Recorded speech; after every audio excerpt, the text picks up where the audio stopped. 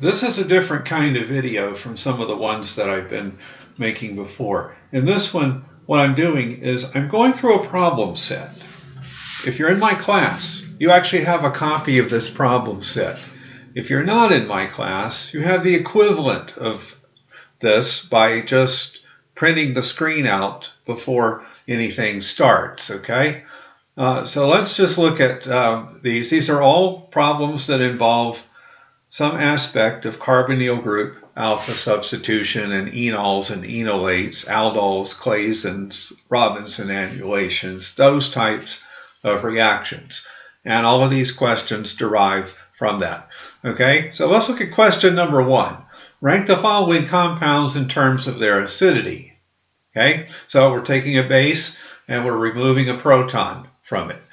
Just for reference, so I don't have to call these compounds by their IUPAC names, let's just give them letters.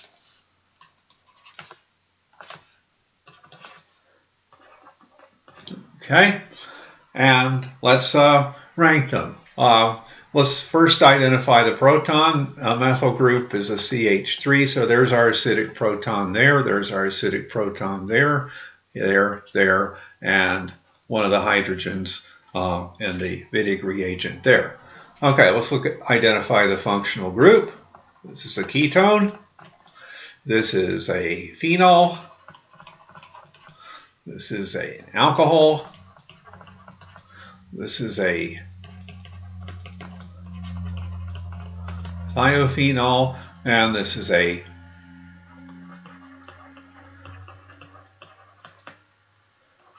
phosphodium salt. Okay, general pKa's. For a ketone, we're saying the average is about 20. Phenol, the average is about 10, about 16. Something that's below 10, because we didn't cover thiophenol in class, but we recognized that because of the relative positions of oxygen and sulfur in the periodic table, that a thiophenol would be more acidic than a phenol, and a phosphodium salt about 19. Okay, so if we just look at the raw pKa numbers, we're going to say that this one's number 1, this one's number 2, this one's number 3. Okay, our ketone and the phosphonium salt are very close. This one looks to be slightly ahead of it, number 2 and number 3. And again, I am just giving here the general ketone number.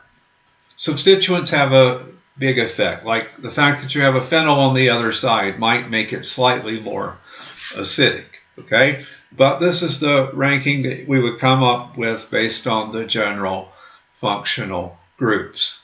All right, so if we look at numbers 1 and 2, they're clearly more acidic. But if we look at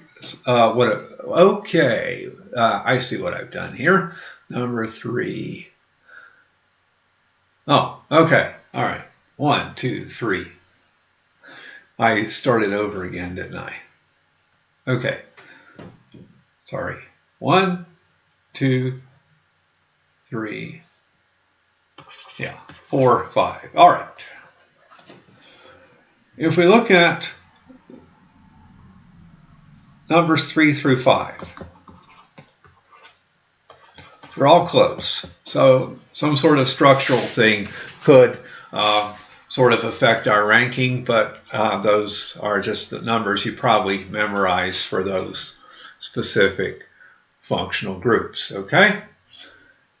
All right. Let's look at question number 2. We're going to draw all of the possible enol forms for each ketone aldehyde. So what we're going to do is we're going to involve the alpha hydrogens. Let's just go ahead and draw them here. And those are going to move to the oxygen. One of the alpha hydrogens is going to move to the oxygen, and our carbon-oxygen double bond is going to become a carbon-oxygen single bond, and there's going to be a carbon-carbon double bond between C double bond O and the alpha position where the hydrogen got moved, okay? All right, so we're going to have a double bond, for example, if we move this alpha, if we make the enolate from that alpha hydrogen, we're going to have the CC double bond between those two carbons, and that hydrogen's going to move. Okay? All right, so here's the enol form right here. There's a methyl group and an OH. All right, we can do the same thing on the other side.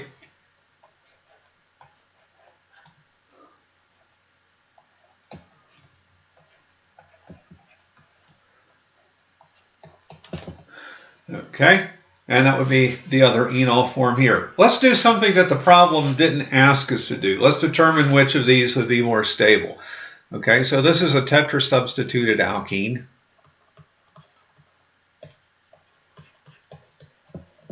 And this is a trisubstituted alkene. So this one is probably more stable.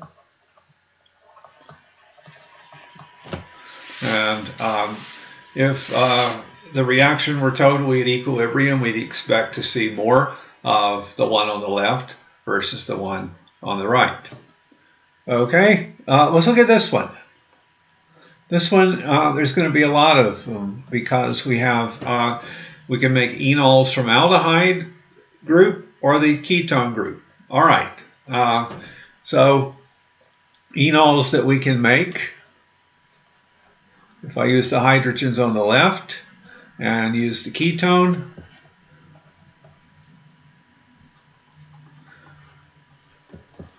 that's one. I can use the other side.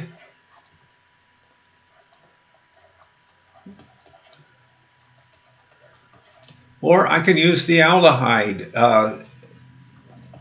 Okay.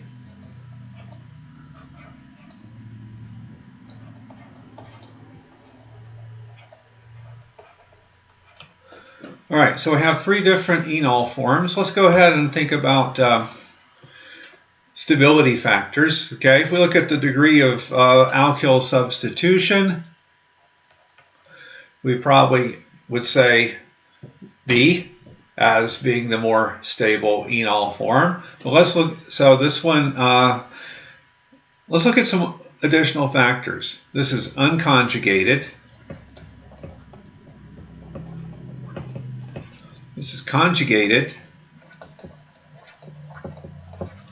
And this is conjugated. This one is an aldehyde. And this one is a ketone. All right, I'm going to say that more than likely, if we wanted to estimate the relative stability of these three compounds, C would be the most stable because it's conjugated and it preserves the ketone group. Ketones are generally more stable than aldehydes. Okay? What about question 3? How would you approach this? The easiest way to approach a question like this is just draw the enol and then look and see if you can see something that might be more favorable about the enol than the ketones. Let's go ahead and draw the enol.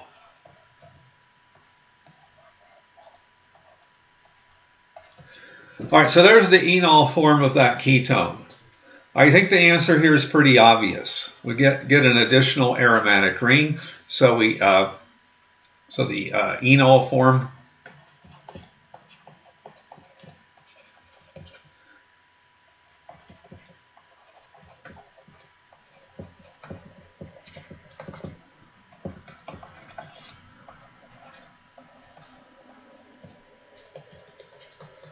Okay, so the gain in aromaticity is going to be much greater in this case than the relative stability of an enol and a ketone. Usually that favors the ketone form over the enol form, but the difference is only a couple of kcals, whereas being aromatic versus being not aromatic is usually a difference of 30 or so kilocalories per mole.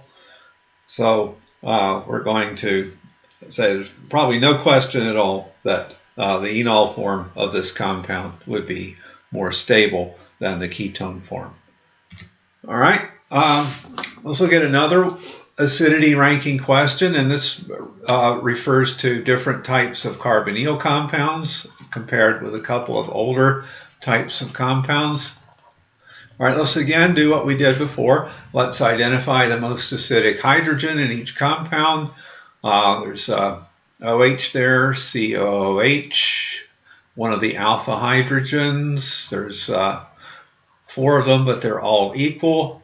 This hydrogen in D that's flanked by the C double bond O and the COOH would probably be the more acidic one here. This one would not be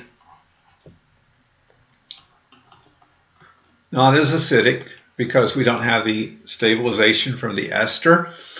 Okay, this would be the most acidic here. Again, we would not really consider this one or that one or these because they're only going to be any anion that we make would only be stabilized by one C double bond O group. If we look at F, the only alpha hydrogen, that's the only alpha position, and there's no hydrogen here. It's not acidic. Okay, and there's the hydrogen there next to an ester. Okay, all right, so what's the theme here? Which of these are easy? This one's easy. That's number 7. No acidic protons. This is an alcohol. This is a carboxylic acid. It's a ketone. Ketoester. Diketone. And an ester. Okay, so we should be able to rank carboxylic acid as being obviously number 1. pKa value of a carboxylic acid is typically 4 to 5. All the others have pKa's much higher than that. Okay, all right, so just write some information here. Alcohols, the pKa is about 16. Ketones, about 20. Esters, about 25. All right, so here's some of the operative issues here. The ketones are better at stabilizing adjacent anions or enhancing the acidity of alpha hydrogens better than esters are, okay?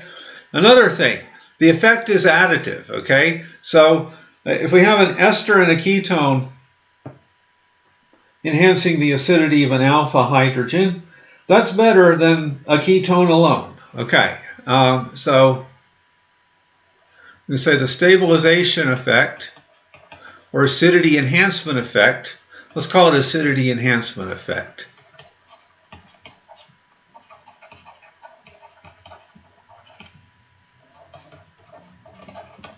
Is additive. Okay. All right, so part of this problem here requires that you memorize pKa values to some extent, but let's look at the ones that are only flanked, where the hydrogen acidity is being activated by only one functional group. This is an ester only, that's number 6. This is a ketone only. This is number 5. So clearly, these are not going to be as acidic as the ones that have 2 ketone or 2 ester groups in them. Where do they rank on the acidity scale relative to alcohols? Well, it turns out that if we have 2 carbonyl groups, or sorry, how do we say this? If